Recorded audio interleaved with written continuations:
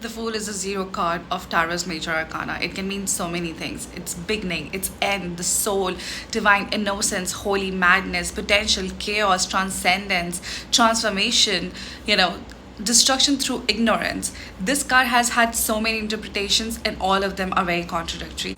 Also, across centuries, it has been seen in different light. Okay, and we're going to get into all of those things. I've made also a very short clip of what this card means, like the keywords and like the basic interpretation of it. Now I'm going to go in depth. So if you're interested, please click the subscribe button and let's get into this card. If you have seen my short, you already know what I'm going to discuss, but if you haven't and you're here to learn, let's go over it again, okay? So, as I said before, this is a zero number card. So, the number is going to be zero, so n number of possibilities, okay? This is also an air card. So, it can also mean spirit in some cases, like some people would like to say this is a spirit card. This is ruled by Uranus or Mercury in some cases, like air, anything air, okay? The archetype would be freedom, wanderer, traveler, divine child, okay? If you're reading it upright, okay, you're going to be like, oh, someone is not scared to take a leap of faith, someone who is, pre-consciousness, like someone who's not matured yet, but someone who is ready to go through it, okay, like ready to travel and understand what are the stakes, okay? Someone who is like in the outside position, like not yet mature, not a member of society right now, not wanting to conform to a structure right now, okay? When it's like upright, then you're like, okay, yeah, I understand. But when it's reversed, then you read it like it's reckless, because who goes around and wander and does not have a life, right? Does not have a home. So you will think, oh, this is impulsive, like this is very impulsive, okay? Across century, it has had a lot of interpretations. As I said before in this video, this is a very contradictory card. Let's get into the different meanings across the century. As I said, this has had a lot of interpretations across centuries, okay? It used to be a medieval beggar, wanderer, pilgrim, code gesture, like a lot of other things, okay? Like you see it and you have a lot of interpretations. Like as a reader, like if you are just starting to read, or if you have been a reader for a while, you will have interpretations of different cards in your own way. Like you call them intuitive readers, right? Right now, if you look at it, you can say like, yeah, madman, like sacred madman, but like a madman. What wanderer, pilgrim? Yes, I see that. I see a co-gesture. Yes, I see a medieval beggar. I do see that. I mean, like if you look at it, you can still see those like interpretations across centuries and why they came about, and now it has become like a psychological archetype. Okay, so it has had a lot of meanings, as I mentioned earlier. But how are you going to read it? That depends on you. Okay, we're going to go into the nitty gritty, like why the zero, why there's a dog, why there's a cliff, like all of those things. Okay, if you're interested, please like the video. Okay, why the zero? Okay, zero is very critical here. It doesn't mean not nothing. It doesn't mean he's a zero, or it doesn't mean anything. It means like unformed energy. Like there is something that is really divine, but still needs some kind of structure. It's in the flow state, okay? Sometimes it can say like, oh, if you read the Major Arcana, like it says like it's a story going on. So the Fool can literally be each and every person in the Major Arcana. It can be the High Priestess, it can be the Magician, it can be literally the world, So the story can start from the Fool and can end from the Fool. And during it, also you can read the Fool. Like imagine if you had like all the freedom in the world, okay, and you could be anyone you ever wanted to be. Like you just had to like take a leap of faith and like leave what you know and just start over, okay? So you have all these like pumped up energy, right? You have all these like creation like pumpness in a way, right? That you're going to create something, you're going to manifest. So that state is the Fool, okay? As I said, you can go through the Major Arcana story like a Fool, and you can like start with it, end with it, during it. Like you can see like Fool's journey, like he's becoming a magician, he's understanding he can create, he has the tools, like all of those things can be explained that way. Now, since we are at the Fool, it can like in modern tarot readers also, they think like this is like a cosmic egg. Like obviously there's like divine potential, unlimited potential is there. When we are like a child, we behave a different way, and when we grow up we behave a different way. Now why is that? When we are a child, we are exploring, we are understanding, okay, this is the texture of food I like, this is the texture of food I do not like, this is the type of colors I like, this is the type of things I like to see, or whatever the thing you are doing, right? Like you can decide, that's authentic to you. Now whenever people say be yourself, it's a very vague suggestion or advice, because who you are you don't even remember, because when we are a kid our parents tell us like, hey, don't do that, do this, this is the right thing to do, this is the wrong thing to do. So even the right and the wrong are decided by people around us. So when we grow up we go to a structured academic place and we are like, we have to follow those rules, so we forget who we were. But the fool does not.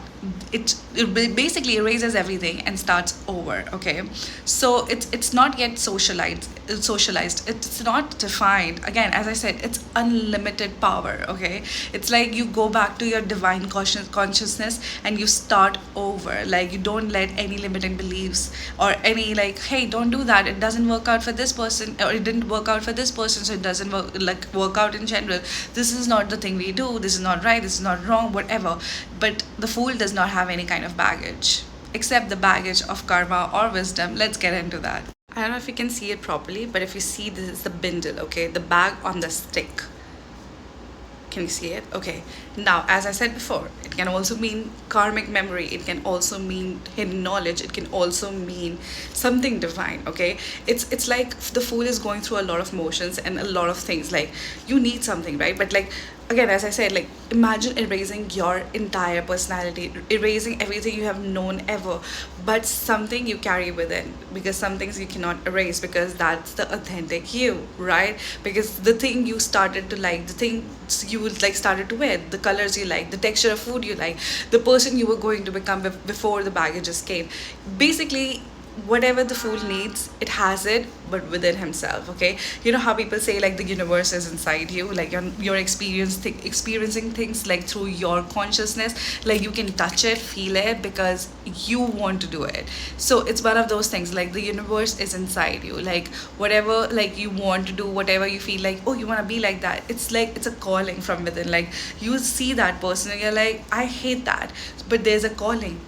Why are you attracted to that content? Why are you attracted to certain things? Because the within you, the real you, the authentic you want something to do with it. And like, when you can't get it, or where like you are conformed by like structure in a way where you can't do certain things, then you start hating because you cannot go back to the authentic you. It all makes sense. Okay, do you see the cliff here, like at the edge? Okay, so there's also a cliff. Now, it can mean a lot of things. As I said, fool can mean literally a lot of things, and everything at the same time, nothing. Okay, like, you can think like, oh, he's taking a leap of faith, he is like in a threshold between worlds, he can like take a jump and maybe start over, maybe go into a different realm or whatever. Okay, like it's like you are willing to take the risk for a better, bigger stuff. Okay, but if you look at it in a different way, from a different angle, you'll feel like, oh, he has too much faith. Like, what do you think? Like, what is this, like transcendence? Are you insane? Stop, back up, like save yourself, do not fall. Instead of thinking like it's jumping, you think like it's falling. It's like how you see it, how you read it as a reader. Like, there are so many ways to read like symbolism, right? Like, if you're reading, you will know, you will have this like nudge in your head, in your heart, like you will feel it. Okay, I'm just telling you all of the symbolisms, meanings in my understanding, and you can take it from my understanding to yours, and you can read as a reader. Okay, this is just my understanding. Okay, can you see he's holding a white rose? Okay, that can mean it's like, before an innocent child, before being corrupted, before being like, hey, you can't do that, don't touch that, this will happen, that will happen, like putting limiting beliefs, like before getting corrupted. So innocence before getting corrupted, like purified, like something that is like divine, something's like so pure to touch, like a pure desire. So it can mean a lot of things. It can also mean friendship in your book, like whatever. Like, this is again my understanding of symbolism. You can read it however you like as a reader. Okay, there's also a dog accompanying him. When you think a dog, what do you think? Do you think like, oh, so cute, a protector, a guardian, a loyal companion? Or do you think like impulsive, like animal brain? Do you think like, oh, there's a risk? Or do you think like, oh, distraction? Or do you think someone is being so stupid? Do you see a sun in the corner? Okay, now what does it mean? A sun, in my opinion, is like a divine illumination. Okay, a guiding light, like consciousness in a way, because again, we are experiencing this thing, okay, this thing called life. So consciousness, I feel like, a guidance through ignorance, because whatever we do, sun is going to come up still. So in a way, like, sun is a protector, sun is a guiding beam, but at the same time, it's making you realize, like, hey, see what you're doing. You know what I mean? Do you also see a feather here? Okay, so when you think of a feather, what do you mean? There's a spirit, you can wish. Basically, you can wish something and blow the feather away, and the wish will come true. So, some like spirit of some sort, right? A light feeling, a relief feeling, okay?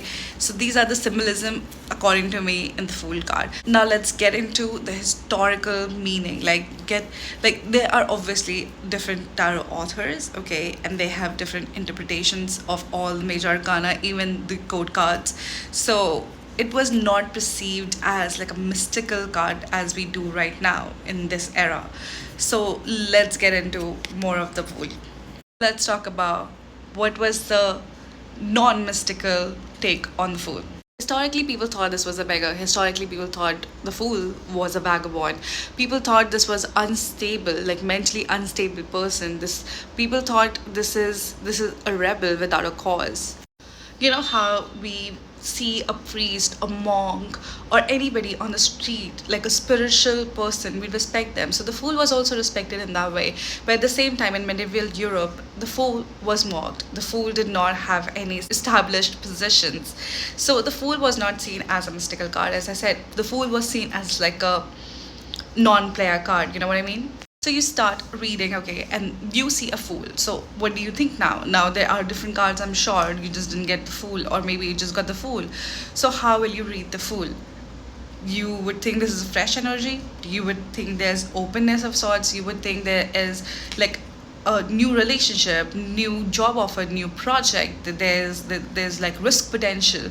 Or if it's in reverse, you'll think like, oh, this is impulsive. This is not confirmed yet. This is in the air, basically. Like, this can happen, this cannot happen, who knows. Like, this is not a stable yes or no, right? Like, you cannot be like, I don't know. Okay, so like when this comes, okay, with any other card, so what do? If this comes with the magician, then you are the creator. You're creating opportunities for yourself. You're creating relationships for yourself. You're going out getting stuff done. Like, you're going to these like seminars. You're like understanding what to do, like how to network with people, how to meet people. Like, you are taking things in your control. You're creating. Now, if you get it with the high priestess, then you'll be like, okay, intuitively, how do I feel? Like, what is going to be the plan of action? And intuitively, from the patterns I know, how can I make this thing work? And like, if it comes in the relationship, it means like someone who's like a little carefree, someone who doesn't want a commitment right now, someone who wants to explore. Like, there are so many ways to read the Fool. It's very easy to read. Like, I have explained to you the symbolism, in my opinion, my understanding. I've also told you the history from my understanding of the Fool, and you also know the meaning of the Fool, like upright or reverse. Now, if you're going to like just read the keywords, that's amazing too, and it's like really easy to read the entire deck for somebody. But if you go into the nitty-gritty, then no matter how many cards you get, no matter you will get like a lot of information in your head while you're reading. But when you know the deep meaning, the symbolism, the yes or no, the upright or not, all of those things, the planetary movements that is going on here, the trickster, the messenger, the traveler, all of those things, all of those things very clearly, in my opinion. I hope I did a good job. I don't know, you tell me. But I hope it's easier for you to read, and you don't have to pay insane amount of money, right? So I hope it helped, and if it did, please comment down below and let me know. Please subscribe to this channel for more tarot meanings, and yeah, like the video. See you in the next one.